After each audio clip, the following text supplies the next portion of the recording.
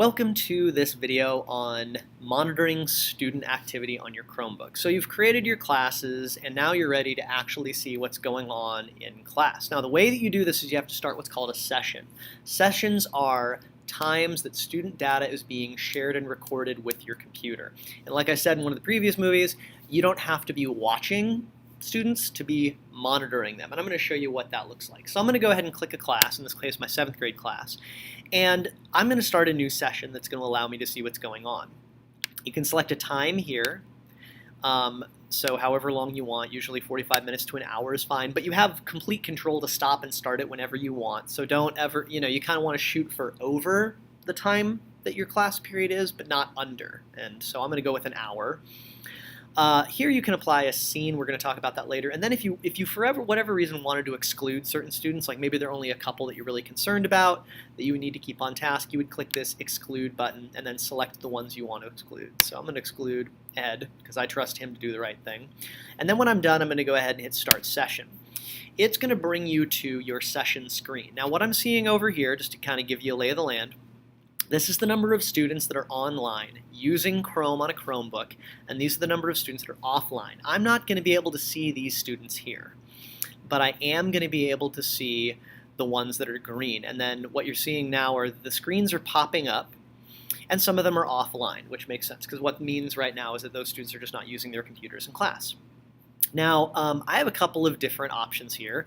First, I can sort them by first name or last name, or put all the online ones at the top. So I'm going to put all my online students at the top because down here it's not really interested in what's going on there. Then what I'm going to do is I am going to, I can go ahead and I can shrink or increase the size of the screen. So if I want to, I can't really see what's going on, I can do it that way. That's a good way of doing that. Another thing that I can do is I can also flip between the screen share or screen view, and I can flip to something which is called timeline. And this is, I think, a really helpful tool, even though it looks really confusing, but it's really helpful because you can really quickly see how students are spending their time, because what this is on the right here shows me exactly what activity or what program is being used by the student in real time. So for example, I can see this blue stripe right here. I know that's Google Docs, and I know that because if I click on it, it's going to tell me what it is, which is pretty great. And it also tells me how long the student's been working on this particular thing. So for the last 6 minutes, this student has been looking at Google Docs, which is pretty great. I'm going to scroll down a little bit, and I can see right here, same thing, TCI. This student has just opened up her TCI Student Smart Book. She's doing that. I can click on this and see what this is. sugardetox.pdf. Sounds like somebody's doing some science research. So this gives you a really good idea of just what's going on in your class in real time, and I can even back this up. So I can even get a better view of what's going on as well. So what you're going to see is that this bar right here is going to be creeping that way as class progresses, so that you can see after you stop the session, you can go back to this and you can see exactly what's been going on the entire time in class. And what I can kind of see from this broad strokes is most students, if they're using Docs or if they're doing TCI or they're in Google right here, they're probably on task. And that's a good way of just kind of getting a general idea of what's going on. I'm going to switch back to the screen view here because there's a couple things you can do in screen view. So let's go ahead and reload my screens for a sec. There we go. What I have here, I'm going to click on this one, is I have exactly what's going on right now on her computer, but then I also have what other tabs she has open.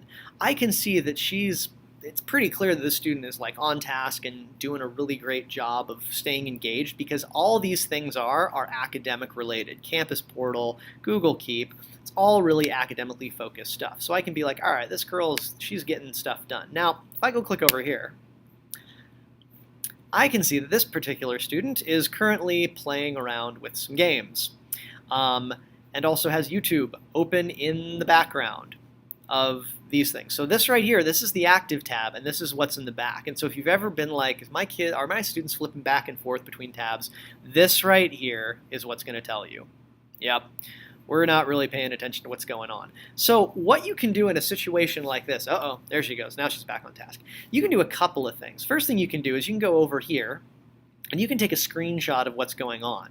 You can click that. It'll take a screenshot that you can download and then email to the student or to the student's parents and say, look, gave her a couple of warnings, she was still playing around instead of paying attention. Another thing you can do is you can actually go over here and you can close out that tab.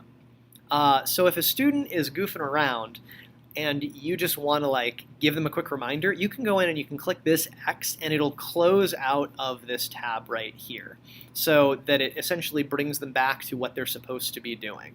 So you have the ability to do that just by looking at the screen.